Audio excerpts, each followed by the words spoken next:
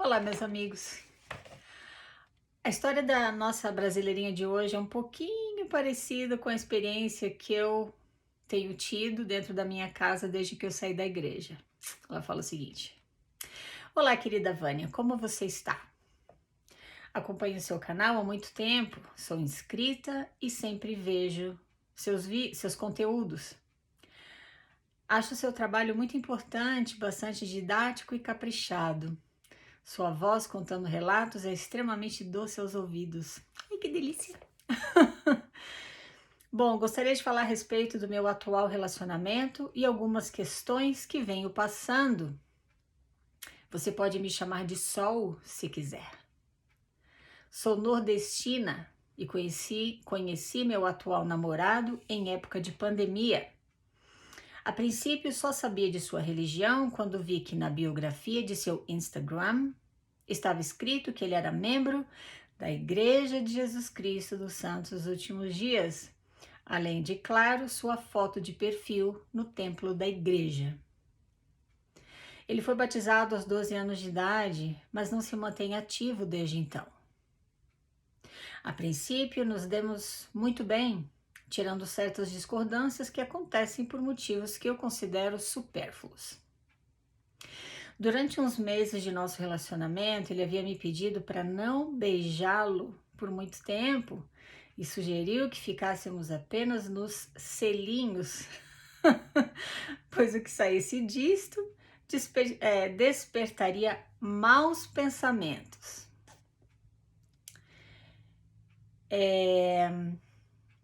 Aparentemente, ela fala. Mas essa ideia não durou muito. Eu acredito, Vânia, de que uns tempos para cá ele se demonstrou confuso sobre a conduta da igreja. Ele me relatou que não consegue ter certeza se possui um testemunho forte, ou seja lá o que for isso, pois não entendo muito como funciona, assim como também não sabe se a igreja é verdadeira. Mas infelizmente ele não quer pesquisar por conta própria sua história, pois alguém com um cargo importante na igreja, agora não me recordo quem foi ou o que fazia, havia dito para não pesquisar as informações no Google ou em sites que não fossem da própria igreja. Meu namorado não se permite sentir dúvida, como se fosse um medo irracional ou culpa, talvez, por se questionar. Ele deveria ter ido para a missão há muito tempo, porém essas dúvidas ainda o prendem aqui. Não sei como posso ajudá-lo ou que conselho dar a ele, já que este assunto é muito delicado para ele. Sempre que tentamos falar sobre, ele desvia ou se mostra extremamente desconfortável. Ele é uma boa pessoa, nunca me tratou mal ou me desrespeitou, e cada vez mais que estamos juntos, ele se mostra mais humano, digamos assim. Ele não tenta ser um certinho ou um ser humano perfeito que não comete erros, pois afinal não existe ninguém assim. Eu não sei o que posso fazer exatamente a respeito disso, mas sempre deixei claro que se ele quiser não fazer mais parte, eu não o desprezaria de nenhuma forma. Uma coisa que me deixou levemente assustada foi quando em uma conversa ele falou que poderia mudar completamente sua personalidade se voltasse a frequentar a igreja assiduamente. Isso me preocupou um pouco, pois não acho que essa fala foi saudável de alguma forma, já que ele realmente é uma pessoa educada, gentil, ajuda ao próximo como pode. Então não vejo quais motivos bruscos ele teria para mudar totalmente. Sou agnóstica, mas respeito todas as religiões. Estou sempre aberta para aprender mais. Porém, quando vejo que alguém não está verdadeiramente feliz, e principalmente alguém próximo a mim, isso me dói por dentro. É isso, Vânia. Obrigada por ler minha história. Um abraço para ti, que tu tenha uma semana incrível como você. Ai, quanto carinho, né? Ela é uma querida. Obrigada, Sol. Vou te chamar de Sol, porque eu vejo muita luz também no teu depoimento E eu acho que você é sim uma pessoa iluminada. Bom,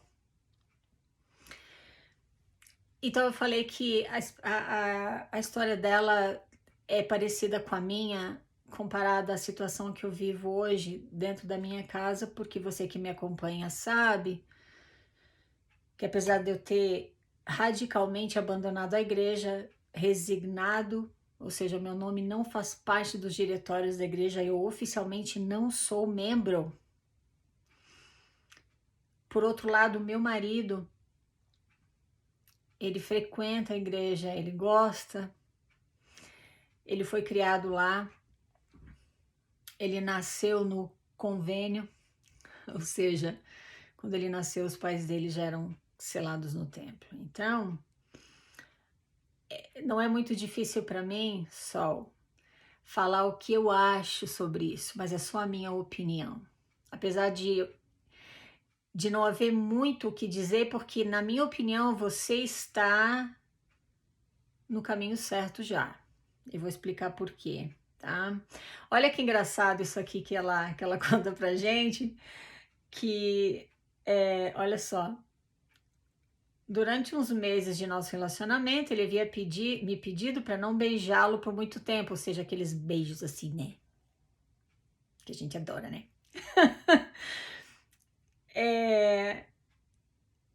E sugeriu que ficássemos apenas nos selinhos, pois o que saísse disso despertaria maus pensamentos, aparentemente. Sabe o que acontece? Primeiro, acontece uma infantilização. Dois adultos apaixonados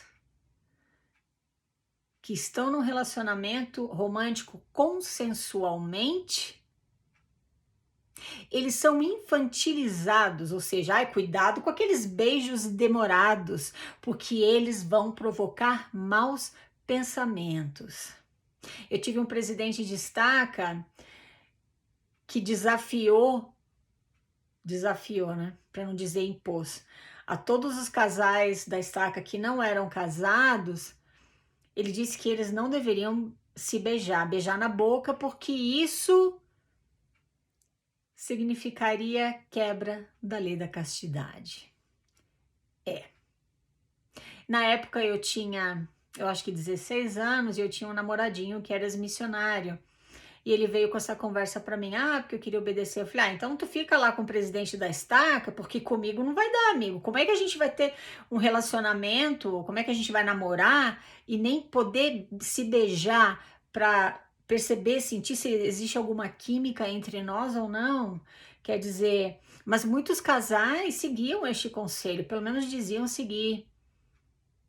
Pode imaginar isso? Aí você casa, que tem que casar rápido, né, para não quebrar a lei da castidade, não ter relações sexuais antes do casamento. Então, você casa com aquela pessoa e nem sabe se existe química, nunca nem beijou. Meu Deus. Tá, tudo bem. Mas aí só, né, para você saber, ele decidiu ficar comigo e não obedecer o presidente da estaca. Mas existe uma infantilização. Seitas de controle mental fazem isso, elas te infantilizam, elas tiram a tua autoconfiança. Por exemplo, uma criança, presta atenção aqui comigo, para você entender o que eu quero dizer. Uma criança, ela não vai dirigir um carro, certo? Claro que não. Digamos, vamos imaginar aqui uma criança de 10 anos de idade, tá?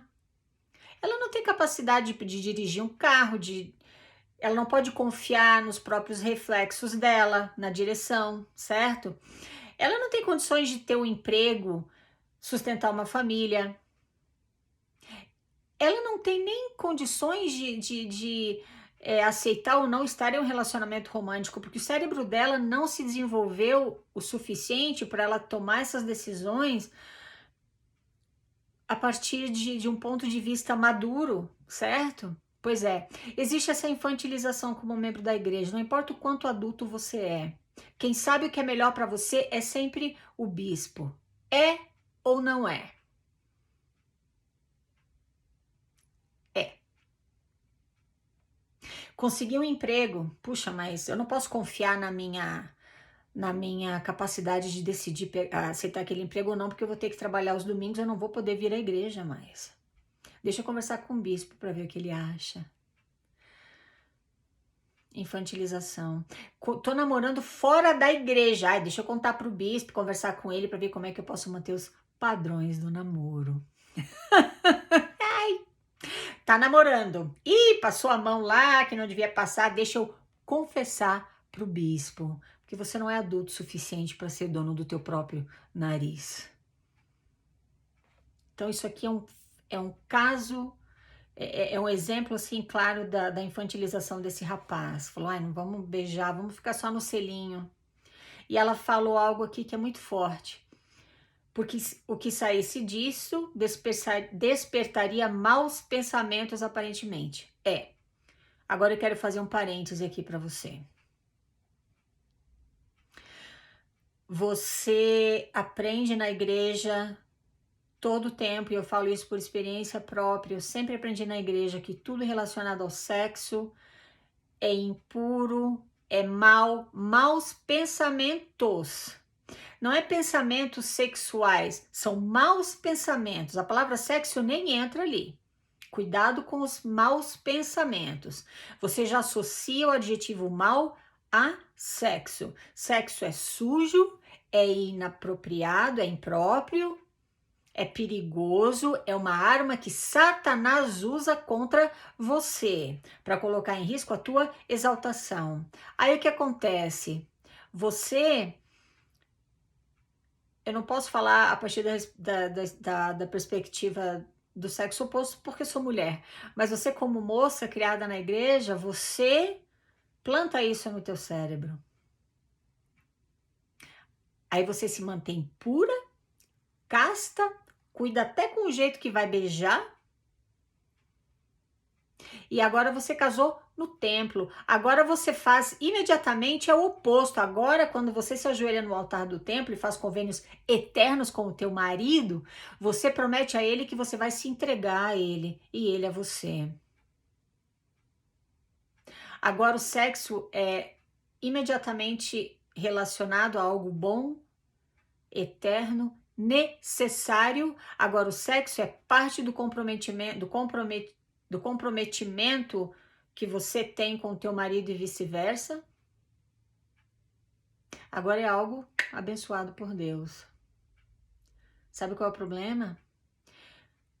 O nosso cérebro não funciona como um interruptor da luz. Você acende a luz, pum, é rapidinho. Agora quer apagar, pum, vira o interruptor, a luz apagou. O cérebro não funciona assim. Você vai para o casamento ainda com o teu cérebro programado para interpretar relações sexuais como sujas, impróprias, perigosas, armas que Satanás usa contra você. Agora você tem a receita perfeita para desenvolver vaginismo. Ou seja, quando você vai ter relações sexuais com teu marido, o teu cérebro imediatamente manda um comando para o teu corpo e a tua vagina contrai. Porque o teu cérebro está dizendo para você, não, lembra, isso aqui não pode, não, isso aqui é sujo, é impróprio, é de Satanás, tem que tomar cuidado. Então, ele manda uma mensagem, o cérebro imediatamente manda a mensagem para tua vagina e ela contrai, a musculatura contrai, agora a penetração vai doer pra caramba. Eu não tenho vergonha de dizer que eu tive este problema no meu primeiro casamento. Eu sofri de vaginismo. Eu não tenho nenhum medo de falar isso, nenhuma vergonha, porque é uma realidade que a mulherada, né, tem medo de falar. Porque é julgada. Ah, porque é uma, como é que fala? As pessoas levianamente chamam, aquela lá é uma, como é que é? Frígida. Um monte de bobagem baseadas na ignorância. Este é o processo que acontece e a culpa disso é você ter feito parte de uma seita de controle mental como a Igreja de Jesus Cristo dos Santos dos Últimos Dias, que faz você ter medo até de pensar. Você não pode pensar em sexo, não pode se beijar teu namorado de uma forma que você se sinta excitada sexualmente. Não pode. Você não pode se tocar, porque masturbação, meu Deus, o mundo vai se acabar. Então você completamente fecha essa parte da tua vida, você coloca totalmente de lado e vive a tua vida assim, achando que está fazendo a vontade de Deus. Agora casou no tempo, agora tem que se entregar para o marido. E aí você sente dor. Quem é que quer sentir dor? Agora você e o teu marido começam a ter problemas sexuais no casamento. A culpa não é tua, viu, querida? É claro que essa não é a experiência de 100% das mulheres que são criadas em seitas de controle mental, mas é a experiência de milhares delas. E a gente precisa conversar sobre isso, tá? Porque você precisa confiar em você mesma. Você precisa se sentir à vontade para abrir o teu cérebro para experiências sexuais que não vão causar um sentimento de culpa horroroso, mas se permita. Já conversamos aqui que masturbação é algo que a mãe natureza nos deu como uma válvula de escape para você não sair tendo relações com todo mundo por aí. Então, pelo menos isso. Mas pensa em sexo sim, assiste alguma coisa, explora, porque senão depois você pode ter problemas graves e você que fica mal na foto. Então tá, eu só queria fazer esse comentário porque eu acho importante a gente conversar sobre isso. Não é algo muito falado. Existe muito tabu em torno disso, mas é algo tão comum e é natural. Ninguém pede para ter problemas sexuais, mas aí tá a raiz do problema em muitos dos casos, tá? Aí ela fala aqui que de uns tempos para cá o namorado dela diz que não consegue ter certeza se ele tem um testemunho forte ou não. Ela fala que, ou seja lá o que for isso, porque ela não conhece a igreja. Testemunho forte, querida, é você acreditar plenamente em tudo que você escuta lá dentro, em tudo que é ensinado, 100%, sem questionar, viu? Você tem um testemunho de que Joseph Smith viu Deus de Jesus Cristo no bosque, você tem um testemunho de que o livro de Mórmon é verdadeiro, é baseado em fatos históricos, você tem um testemunho de que o profeta da igreja é o único profeta para o mundo inteiro, enfim, dentre outras crenças, tá? Mas olha só, ele deve ter comentado isso com alguém, ela disse que alguém da igreja, alguém que tem um cargo importante lá, deve ter sido o bispo, eu imagino. Falou para ele não pesquisar as informações sobre a história da igreja no Google ou em sites que não fossem da própria igreja. Ai, claro, né, querida? Se eu tenho um produto e eu juro para você que esse produto funciona e que esse produto é exatamente o que eu te convenci de que esse produto eu vou falar para você, não, você tem que pesquisar no meu site e ler as experiências das pessoas que consumiram meu produto e tiveram os resultados que eu estou prometendo que você vai ter. Você não vai lá no Google e escutar de outras pessoas que usaram meu produto e não deu certo para elas. Por quê? Porque senão você não vai comprar o meu produto. É muito simples. Você vai pensar, acho que, não sei não, acho que ela é meio charlatã aí. Charlatã? Ai, nem sei o feminino de charlatão, né? Então, com a igreja é a mesma coisa. Quem não deve, não teme. Se você tem algo que realmente representa a verdade sobre aquilo, por que você não fala? Fica à vontade, vai pesquisar, pode pesquisar. Ixi, pesquisa lá sobre a origem do índio americano, você vai descobrir que realmente o livro de Mórmon dá conta da origem do índio americano. Pode pesquisar. Você não vai encontrar nada que contradiga o que eu estou te dizendo aqui. Mas a gente sabe que não é o caso da igreja. É claro que não é o caso. Eles mentem para você sobre absolutamente tudo. Primeira visão, historicidade do livro de Mórmon, restauração do sacerdócio, que é um monte de abobrinha. E eles sabem que a informação está aí. Então eles estão tentando o máximo que podem controlar as pessoas para que elas já coloquem na cabecinha delas que pessoas que falam contra a igreja são apóstatas. Ou por aí vai. Olha o que ela fala aqui. Como é que eles fazem isso? Meu namorado não se permite sentir dúvida, como se fosse um medo irracional ou culpa, talvez, por se questionar. Você vai se sentir assim quando você não tem autonomia para pensar, para aprender, quando você não tem autonomia sobre a tua vida. São eles que decidem os materiais que você lê para aprender sobre a igreja, por exemplo. E você se sente culpado por questionar. Por isso que aquela estratégia que eles usam de não precisa acreditar em mim, não. Pergunta a Deus se essas coisas são verdadeiras. Aí você ora e aí você sente um ardor no peito, uma sensação de paz, porque o teu cérebro produziu dopamina. Esse sentimento é um testemunho da verdade.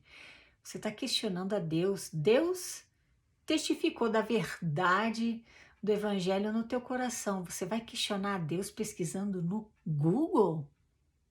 Ai, meu pai, fala sério, né? Funciona essa estratégia. Funciona. E é muito difícil você superar esse medo e esse bloqueio em pesquisar sobre a igreja em outros sites e materiais não autorizados por ela. Você vai sentir culpa por questionar. Ai! No meu caso, caiu no meu colo, porque eu nunca fui também de pesquisar a igreja verdadeira e pronto, eu tinha um testemunho da veracidade da igreja, caiu no meu colo, como eu já te contei aqui lá no comecinho do canal. Tô escutando lá um podcast que não tem nada a ver com a igreja, e uma das entrevistadas é a Martha Beck, que é filha de um historiador apologista da igreja, de renome aqui, Hugh Nibley, e ela está comentando nessa entrevista que ela escreveu um livro intitulado Deixando os Santos, como eu perdi os Mormons e encontrei a minha fé. Ai, aquilo me deu curiosidade, falei, quê? Peraí, ela... quarta, quinta, sexta geração de membro da igreja, como assim? O que houve? Aí eu fui comprar o livro dela e ela fala sobre a falsa tradução que Joseph fez do livro de Abraão, que está lá em Pérola de Grande Valor. E quando eu descobri que ele mentiu sobre isso, aí me abriu, eu falei, peraí, então se ele mentiu sobre isso, será que tem mais alguma coisa que ele mentiu a respeito? Aí eu entrei naquele, como é que fala? Entrei no buraco do coelho, né? Da Alice lá, sei lá. Aí quanto mais eu pesquisei, mais eu fui descobrindo. Mas caiu assim de paraquedas na minha vida o questionamento. E mesmo assim eu fui com receio. Então eu sei como é que é isso, tá? Ele não tenta ser um certinho ou um ser humano perfeito que não comete erros, pois afinal não existe ninguém assim. Que bom. No meu caso, eu acreditava que isso era possível. Não que eu fosse perfeita, mas que eu pudesse ser a coisa mais próxima da perfeição possível. Então eu seguia tudo ao pé da letra. Me ferrei. E aí ele fala que... ela fala, né, que ele disse para ela que que ele poderia mudar completamente a personalidade dele se ele voltasse a frequentar a igreja assiduamente. E ela disse que ficou preocupada com isso. Sabe por quê, querida, que ele te falou isso? Porque quando você faz parte, quando você é um membro fiel de uma seita de controle mental, eu vou sempre repetir isso aqui para enfiar na cabeça de você que me escuta, para você pesquisar e ficar incomodado com essa expressão. Eu falei, o que a Maria tá falando? Eita, querido! Mas para você pesquisar e descobrir por você mesmo se a Igreja de Jesus Cristo dos Santos Últimos Dias é uma seita de controle mental ou não. O que eu posso dizer para você é que os meus próprios estudos sobre seitas de controle mental me fizeram chegar a essa conclusão de que a Igreja Mórmon, ela tem todas as características de uma seita de controle mental, tá? Então, quando este é o caso, você como membro, você agora perde autonomia sobre a tua vida, como eu já te comentei aqui, tá? Então, agora a igreja vai querer que ele use lá o cabelo dele cortadinho, todo fofinho, barbinha feita. Talvez ele vá para a missão, porque ela fala aqui que ele já deveria ter ido para a missão há muito tempo, mas não foi ainda porque ele tá com essas dúvidas. Eu te asseguro, querida, que os líderes da igreja vão aconselhá-lo, para não dizer manipulá-lo, a terminar o namoro contigo, porque você é uma ameaça à salvação dele. Você não é da igreja, você não tem os mesmos padrões que ele. Cuidado, você vai fazer ele quebrar a lei da castidade. Melhor terminar esse namoro. Eu passei por isso. Eu tive, pelo menos que eu me lembre, 3 namoradinhos que não eram da igreja. Meu Deus, a minha vida era um inferno. Enquanto eu não terminei aqueles namoros com cada um deles, meus pais não me deixavam em paz, meu bispo não me deixava em paz. Porque você, como membro da igreja, você é melhor do que as pessoas do mundo, eles não falam isso. Mas é assim, mas é essa a mensagem principal. Então, Sol, querida, linda, nordestina linda. O que eu tenho para te dizer é o seguinte, quando eu falei no começo do vídeo que você está no caminho certo, o que eu quis dizer é que você aqui em nenhum momento pediu para mim, Vânia, o que eu faço para ele sair dessa igreja, para ele largar tudo isso? Em nenhum momento você fala isso. Você respeita e você está permitindo que ele seja totalmente livre para duvidar, para pesquisar a história da igreja ou não. Você não está tentando enfiar nele goela abaixo, nada. Você fala aqui que sempre vê meus conteúdos, você assiste meus vídeos, então você conhece a igreja mais do que ele. Mas você não tá aqui tentando enfiar a goela abaixo nele, não, vem aqui, olha aqui o que ela falou, veja esse livro aqui, lá, não. Você tá escutando, você tá dando a ele toda a liberdade, você fala aqui que se ele decidir sair da igreja, né, que você não ia, você fala que eu não o desprezaria de nenhuma forma.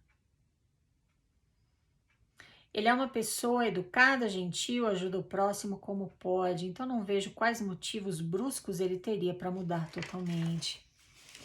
Ele seria essa pessoa boa que você fala aqui, mas ele teria que andar agora na linha que a igreja determina para os seus membros. Então ia acontecer mudanças. Em vez de sair com você para passar um sábado, sei lá, ir para a praia, sei lá onde, não, ele vai limpar a capela até meio-dia. Que o grau de comprometimento dele vai aumentar. Ah, você quer sair com ele no sábado à noite e quer ficar até tarde, meia-noite, 1 hora da manhã? Não, mas eu tenho que ir para casa mais cedo porque eu tenho que acordar amanhã cedo para estar na igreja às 9 da manhã ou às 10. Você quer que ele vá jantar contigo no domingo, na tua casa ou com a tua família? Não, eu não posso porque eu tenho que fazer visita de mestre familiar. Mudou o nome, eu sei. Entendeu? Então, essas mudanças começam a acontecer. Ao invés dele ajudar as pessoas agora espontaneamente, ele só vai ajudar quando a igreja decidir a quem ele vai ajudar e como. Por aí vai. Tá? Então, essas mudanças vão acontecer porque a vida da pessoa gira em torno da igreja e dos interesses dela. E eu sei disso, porque a minha vida girou em torno da igreja por mais de 30 anos. Era sempre o que a igreja queria que eu fizesse, porque eu acreditava que era a vontade de Deus. Tá? Então, querida, a minha experiência é muito parecida com a tua.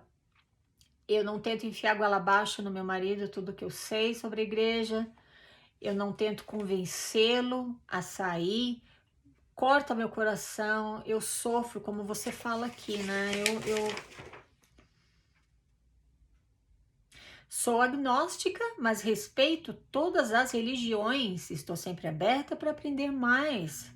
Porém, quando vejo que alguém não está verdadeiramente feliz, e principalmente alguém próximo a mim, isso me dói por dentro. Eu faço das tuas palavras as minhas. É exatamente assim que eu me sinto, tá? Tem pessoas que falam, Vânia, mas eu não entendo, como é que você tá brigando aí pro teu marido, né, tentando ajudar teu marido a conseguir uma recomendação para entrar no templo? Porque o templo, eu sei o que é, mas pro meu marido é uma outra realidade. E para ele faz bem.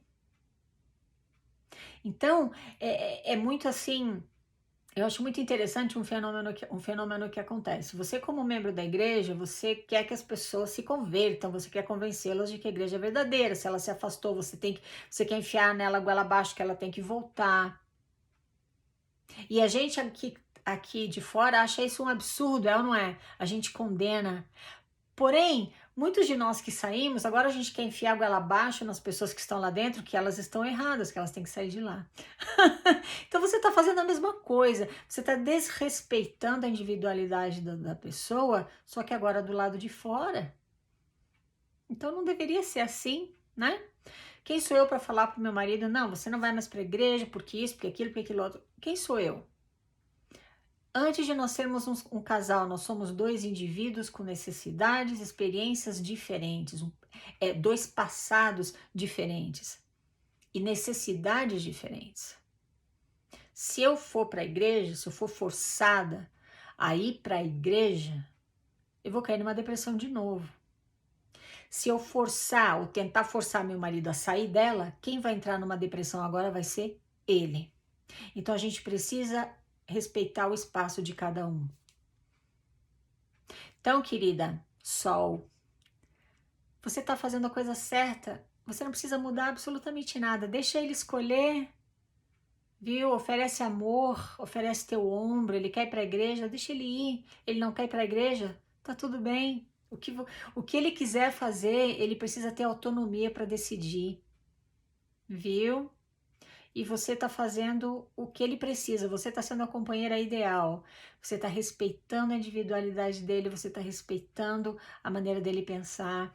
Quando ele se sente triste, né, como você falou aqui, você abraça, dá teu ombro, ama, aceita, apoia e deixa ele decidir a própria vida, porque ele é um adulto, né? Então, e se ele cair na armadilha da igreja, vai fazer o quê?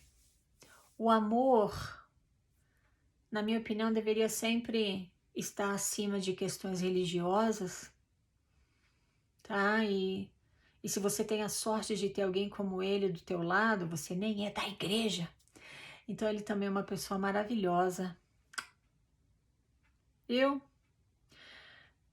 O que eu sugeri para ela, eu sugiro para você, que tá na igreja e o teu companheiro ou companheira não quer mais saber, ou vice-versa. Respeita a individualidade um do outro. Quando existe amor, existe respeito. Eu não acredito em amor se não existe respeito. É fácil falar. Prova pro teu companheiro ou companheira que você ama ou a ama pelo que ele ou ela é. E não por causa de por viver uma religião ou não viver uma religião. Pensa nisso. Acho que o mundo seria muito melhor, haveria muito menos ódio se todos nós seres humanos conseguíssemos entender isso e praticar. Viu? É isso aí. Muito obrigada por me escutar, meus queridos. Falamos na próxima. Tchau, tchau.